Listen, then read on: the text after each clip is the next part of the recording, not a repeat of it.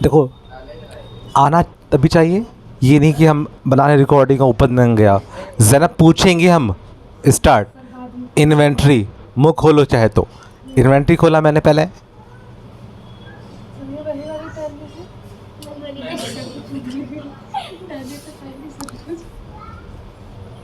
Inventory खोला हमने, उसके बाद स्केप करा, पीछे हटे। सबसे पहले एक कंपनी क्रिएट करा मैंने। समझते रहना कैसे बोल रहे हैं, और ये सब लोग जानते हैं। मैंने एक ज़ैनब, आगे INV, इन्वेंट्री। ज़रा दिमाग के सारे घोड़े खोलना। मोहल्ला कसाई बाड़ा, हाँ, inventory. Uttar Pradesh, inter. Pin code हमारे यहाँ का 261001 इंटर। 9415 785702 नंबर हमारा, इंटर इंटर इंटर। ये हम बहुत बार बना चुके हैं, और मुझे ये इन्वेंट्री, खाली इन्वेंट्री लफ्ज़ दिखाया मैंने है ताकि जान जाए हम लोग क्या पढ़ रहे हैं। बाकी सेम वही है सर, ठीक है। इतना पढ़ने के बाद हमने कहा 2 लेज़र बनाइए, ख़त्म बात हो गई है। देखिए 2 लेज़र, तो अकाउंट इन्फो लेज़र क्रिएट। कौन सा लेज़र? परचेज़ का, PURCHASE अंडर PUR परचेज़ के जाता है। बहुत ही आसान है, कोई से मुश्किल नहीं है। And sale under sir sale के जाता है सर, कोई इशू नहीं सर था। तो मेरी 2 बातें ख़त्म हो गई सर। तीसरी बातें में आप आइए, देखिए इन्वेंट्री पे लिखा हुआ है। तो जब इन्वेंट्री कहाँ लिखा हुआ है? इट इज़ इन्वेंट्री लिखा हुआ है। इन्वेंट्री माने वस्तु का नाम। जैसे हम ये कहते हैं कि मेरे पापा गए हैं मार्केट माल लेने के लिए, तो माल में ये शो नहीं कर रहे हैं कि क्या चीज़ लेने के लिए गए। इन्वेंट्री में आकर के हम ये पढ़ते हैं कि उस माल का नाम बताइए सर, तो वो नाम शो करने जा रहे हैं। जैसे मैंने इस पर इंटर मारा, इसमें सबसे पहले पहुँचे, जानबूझ के यहाँ पहुँचे। इसका नाम है यूनिट ऑफ मेज़र, हमने लिखा भी है। इस पर इंटर मारा तो सबसे पहले यूनिट ऑफ मेज़र, और बेशक नंबर 3 पे लिखा हुआ है। अगर हम चाहते तो पहले यहाँ पहुँचते, लेकिन कहा कि रूल्स के अनुसार पहले यहाँ पहुँचिए। ठीक सर, मारा इंटर। कह रहे हैं जब इस पर इंटर मारिए और क्रिएट करिए तो इसमें क्या चीज़, अगर इस पर गौर और अच्छा कर लें, लफ्ज़ी माने पे यूनिट माने होता है इकाई होता है, ऑफ माने काकी को होता है, और मेज़रमेंट माने होता है नापना। नापने की इकाई का सिंबल लिखना है। एग्जाम्पल, हम लोग किलो में नापते हैं। उसे मैं आपको वीडियो से बोल रहा था, मुझे मोहब्बत के मापन की इकाई बताइए। हम ऐसे बोल रहे थे, मोहब्बत किस हद तक की नाप सकते हैं? कोई बात नहीं, हम इसका जवाब हम ही देंगे। जब क्वेश्चन किया था, दर्द की मापन की इकाई भी होती है, दुख की भी मापन की इकाइयाँ होती और दर्द को डोल के नाम से जिसे जानते हैं। ठीक है, तो फिलहाल हमने केजी मापन की इकाई का नाम लिखा मैंने। हम पीछे बाहर निकल आए, और ये सब बोलना आपको आना चाहिए। हम लोग हक बातें कर रहे होते हैं। मापन की इकाइयाँ होती ही बेटा है, ठीक है ना। तो यहाँ मापन की, अगर हम चाहते तो LTR लीटर्स लिखते, वो भी इकाई हुई। MTR मीटर्स, हम चाहते हैं VOLT वोल्ट भी लिख सकते हैं। तो दर्जन, जी हाँ, है ना। जैसे ध्वनि की भी मापन की इकाई होती है, ध्वनि की। आप साइंस वाले बच्चे हैं तो समझ रहे होंगे। ठीक, समुद्र की गहराई है तो वो भी मापन की इकाई, कितनी गहराई का समुद्र है। खैर, तो ये मापन की इकाई यहाँ पर लिखी जाएगी। ठीक, फिलहाल हमने केजी लिखा था। अब हम लोग क्या चीज़ मापन लिखा था? जब केजी लिखा तो केजी वाले सेंटेंस को जो नापा जाता हो केजी में, वो लिखा। एग्जाम्पल लिखा मैंने अनाज। वजूहात है, जब हमने डोल लिखा नहीं तो दर्द लिखेंगे नहीं। जब केजी लिखा तो आलू पालू भी कर सकते हैं। तो फिलहाल लिखा मैंने अनाज लिखा है। हाँ बोलो बोलो, आज़ाद है। या तो लिक्विड चीज़ों का हम लोग, यस वही समझ में आ रहा, आपको आ रहा है। ठीक है, अगर हम लोग मीटर की बात तो क्लॉथ की बातें करेंगे या कुछ और चीज़ की, ठीक है ना। तो फिलहाल हमने केजी लिखा था, तो हम लोग उसी से अटैच वर्ड का इस्तेमाल किया।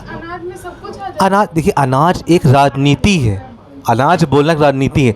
अनाज में करोड़ों और अरबों चीज़ अनाज में आती हैं। दाल भी होती हैं 1000 ml की होती हैं, ठीक है ना। अरहर की दाल अकेली 1000 ml की होती है। फिलहाल पे मौजू पे रहे हम लोग तो अच्छा रहेगा। तो अनाज लिखा मैंने, क्योंकि केजी वहाँ लिखा था सर।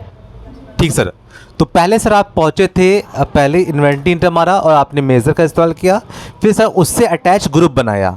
फिर सर उससे अटैच आइटम को एक्सप्लेन बोलने जा रहे हो आप। जैसे मैंने अभी राजनीति किया था, अनाज लिखा था। अब हम इस पर कर रहे हैं अरहर, यानी आप अनाज को भी डिस्क्राइब कर दिया आपने सर।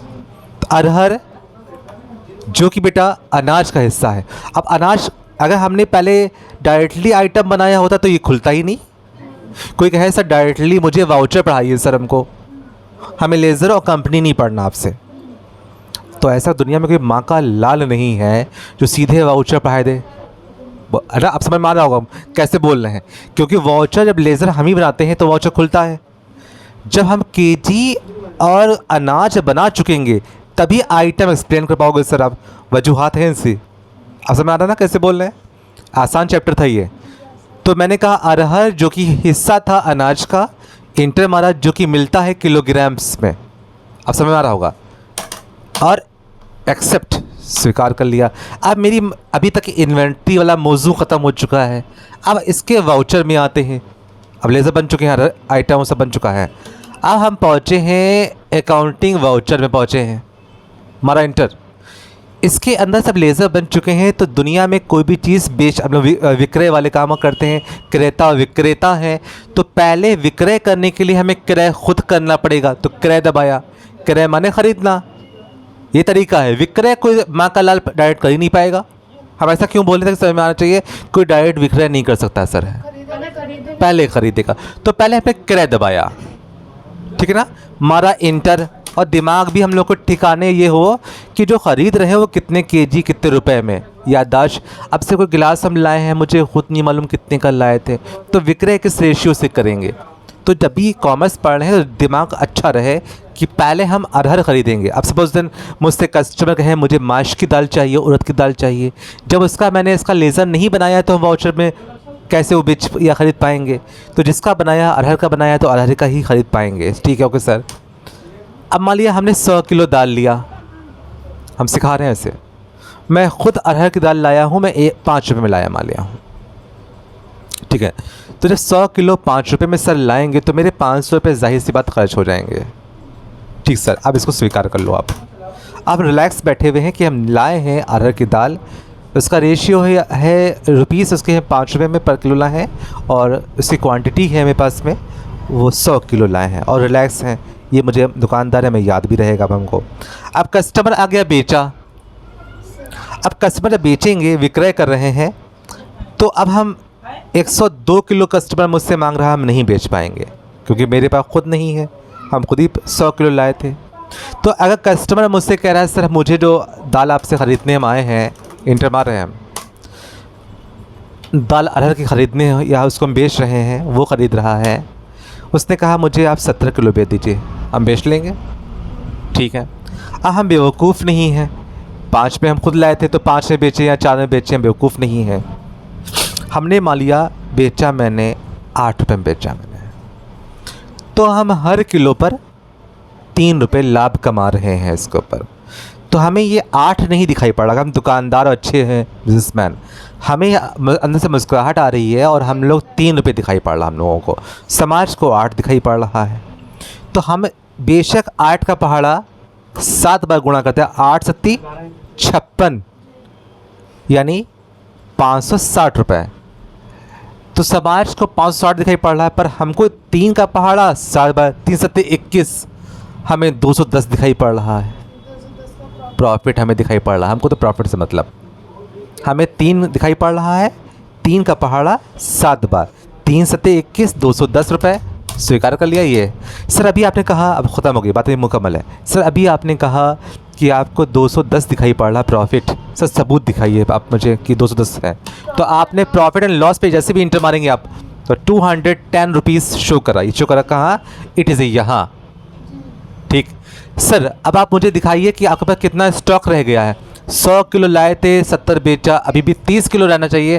तो स्टॉक समरी, स्टॉक माने रहतिया, मैं रहतिया बोल चुका हूँ, और समरी के माने सारांश, मारा इंटर।